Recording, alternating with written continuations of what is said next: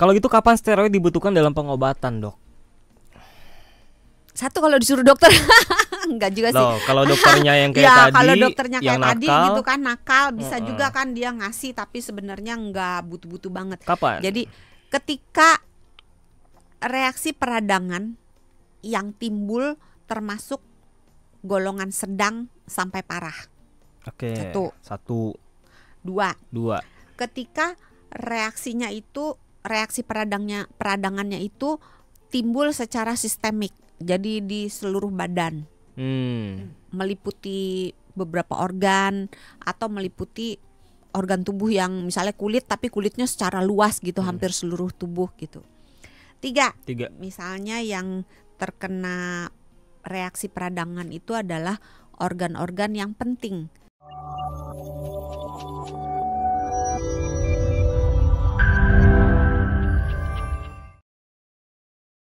Mitos-mitos yang berkembang kalau kita bicara soal steroid atau obat radang nih. Steroid katanya bikin gemuk dan wajahnya membulat, bener nggak sih, Dok?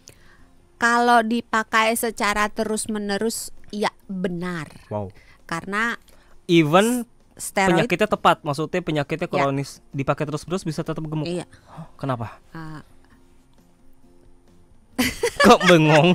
Enggak, tadi mau ngomong apa sampai lupa. Oh ya, karena steroid itu menyebabkan cairan menumpuk sehingga mukanya jadi kayak sembab gitu. Karena cairan menumpuk. Steroid alami juga ada ditambah sama steroid. Nah, kalau yang steroid luar, alaminya, kalau dia penggunaannya kronis, kadang-kadang itu tadi pabrik di dalam tubuh kita, steroid itu dibuat oleh kelenjar adrenal. Jadi si kelenjar adrenalnya lupa karena nggak pernah mengerjakan itu, nggak pernah bikin steroid karena dapat melulu dari luar. Lama-lama dia lupa. Nih kalau logika orang awam seperti saya ya, kan tadi kata Dokter Santi, kalau kita pakai steroid dari obat, which is itu eksternal, steroid alaminya kan bakalan lupa, otomatis nggak akan produksi lagi. Berarti kan otomatis arusnya nggak akan berlebih dong jumlahnya. Apanya nggak berlebih? Ketika pakai terus-terusan steroid obatnya. Tapi kan masalahnya tubuh kita itu mengeluarkannya berdasarkan respons, bukannya keluar setiap hari gitu, setiap saat keluar gitu, tidak. Ketika dibutuhkan baru dia dikeluarkan. Oh, jadi tetap aja kalau dipakai obat steroidnya terus-terusan bakalan berlebih dan akhirnya bisa bikin gemuk, wajahnya membulat. Iya, makanya memang ada beberapa penyakit yang mau nggak mau harus dikasih kortikosteroid secara terus-menerus gitu. Beberapa penyakit memang butuh ada. Mau nggak mau atau nggak ada pilihan lain. Iya. Apa penyakitnya, Dok? Misalnya rheumatoid arthritis. Aduh, apa gitu. Peradangan sendi. Okay. Jadi memang beberapa penyakit itu kita harus ngasih kortikosteroid. Wah, berarti biasanya autoimun itu juga. Iya. Oh, berarti yang kena penyakit-penyakit itu yang kayak tadi peradangan sendi, autoimun, berpotensi gemuk, wajahnya membulat. Iya, makanya oleh dokter biasanya dosis kortikosteroidnya dimainin. Jadi mungkin pada saat kondisi penyakitnya tenang mungkin bisa diturunkan sampai dihentikan dulu. Atau misalnya ditambahkan obat penekan reaksi radang lainnya yang dari jenis lainnya supaya dosis dari steroid yang digunakan bisa diturunkan. Jadi sama kayak misalnya kita masak, kita pengen bikin masakan yang pedes. Tapi kalau dikasih cabai banyak-banyak nanti orangnya jadi mencret, maka diakalin dengan cabenya misalnya dikurangin, terus misalnya ditambahin lada, terus misalnya ditambahin jahe, atau misalnya ditambahin apalagi lah, saya nggak bisa masak sih, tambahin lagi sesuatu yang menimbulkan rasa pedas tetapi bukan cabe gitu. Sama, jadi untuk mendapatkan reaksi menekan reaksi radang yang dari si steroid itu, supaya efek sampingnya tidak terlalu mengganggu orang tersebut, maka dokter akan ngakalin dengan nurunin dosisnya, nambahin obat lainnya gitu. Yang selanjutnya, bener nggak sih kalau begitu? Belum. Belum juga. Ya, jawab bener nggak sih? Bener. Bener, steroid itu obat. Oh, bukan, pertanyaannya bukan. Katanya begitu konsumsi steroid harus ketergantungan seumur hidup, itu benar nggak sih? Enggak. Enggak. Kenapa? Karena steroid itu tidak menimbulkan reaksi adiksi. Oh. Beberapa obat memang menimbulkan reaksi adiksi. Yang paling sering ya golongan morfin misalnya, itu menimbulkan adiksi. Tapi tidak dengan steroid ya? Steroid tidak menimbulkan reaksi adiksi. Benar nggak sih kalau steroid bisa menyebabkan kerusakan organ? Kalau jangka panjang iya. Iya. Kalau jangka pendek biasanya lebih aman. Oke. Kalau gitu kapan steroid dibutuhkan dalam pengobatan, Dok? Satu, kalau disuruh dokter. Enggak juga sih. Loh, kalau dokternya yang kayak ya, tadi, kalau dokternya yang kayak tadi nakal, gitu kan, nakal bisa juga kan dia ngasih tapi sebenarnya enggak butuh-butuh banget. Kapan? Jadi ketika reaksi peradangan yang timbul termasuk golongan sedang sampai parah. Oke. Satu. Dua. Ketika reaksinya itu, reaksi peradangannya itu timbul secara sistemik. Jadi di seluruh badan. Meliputi beberapa organ atau meliputi organ tubuh yang misalnya kulit, tapi kulitnya secara luas gitu, hampir seluruh tubuh gitu. Tiga. Misalnya yang terkena reaksi peradangan itu adalah organ-organ yang penting.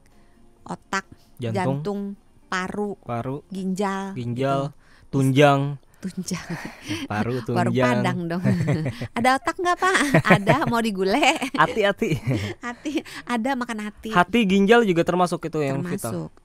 Oke. Terus misalnya kita udah ngobatin pakai anti radang tuh kan ada dua macam. Ada anti radang yang non steroid, ada anti radang yang steroid. Oke. Kalau yang non steroid itu biasanya yang banyak dijumpai di masyarakat itu ibuprofen, asam mefenamat. Ih, pinter loh.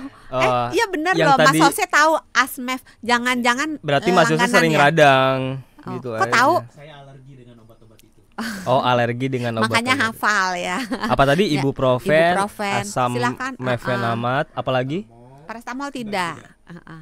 Iya, acetaminophen. Apa Acetaminophen dengan paracetamol itu sama. Itu bukan. Tapi itu bukan. Apa aja? Udah nanya ke dokter Santi aja deh, tadi banyak salahnya Mas Jose. Diclofenac. Oke. Meloxicam. Oke. Celecoxib. Ya pokoknya teman-temannya itulah gitu. Itu yang non steroid. Iya, itu yang non. Yang paling sering sih biasanya dipakai itu ibuprofen, asam mefenamat, diclofenac. Jadi kalau obat-obat radang non steroid itu udah nggak mempan, baru pakai steroid gitu maksudnya? Iya. Okay. Cuman kan pada kenyataannya banyak yang langsung aja dibarengin. Udah deh steroid aja deh. Enggak, dibarengin. Jadi dikasih anti steroid, anti peradangan yang non steroid sekaligus dikasih yang steroid gitu dalam waktu yang bersamaan gitu. Ini kan sebenarnya kadang-kadang memang proses mengobati dengan obat yang kayak gitu tuh menimbulkan redanya gejala tuh cepet banget gitu loh. Jadi kalau yang batuk gatal tenggorokannya tuh minum terus baik dan gitu singkat instan ya. Iya, instan. Masalahnya tidak semua yang instan itu baik untuk tubuh kita. Jadi lebih baik pelan-pelan. Nah, itu mie instan aja jelek, ya kan? Udah gitu. Terus misalnya dia autoimun misalnya. Bukan jelek. Kalau sama mie instan itu apabila dikonsumsi secara berlebih-lebihan tidak tepat gitu. Misalnya dipakai untuk orang mah biasa untuk makanan rekreasi, buat happy itu gitu kan. Maksudnya.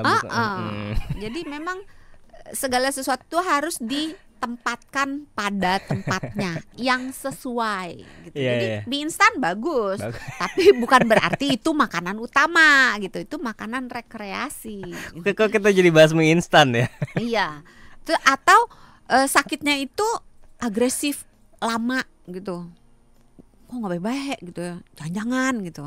Oke, itu yang harus pakai steroid berarti tandanya. Dan atau imun juga biasanya harus pakai steroid. Yang perlu di note adalah harus dalam pengawasan dokter ya, nggak boleh asal aja ya, nggak boleh self diagnose. Aduh, nggak sembuh langsung beli steroid. ke toko obat beli paket batuk, paket radang gitu. Ada tulisannya, saya pernah lihat soalnya. Banyak pasien-pasien saya tuh datang, "Dok, saya udah minum ini paket radang, nggak mempan," gitu. Terus pas saya lihat isinya tuh itu tadi entah ibuprofen, entah asam mefenamat, dexamethasone atau metilprednisolon, berikut obat batuk. Obat batuk biasalah isinya parastamol, terus GG, dextrometorphan, macam-macam obat batuk lah gitu. Tapi biasanya digabung dengan itu tadi.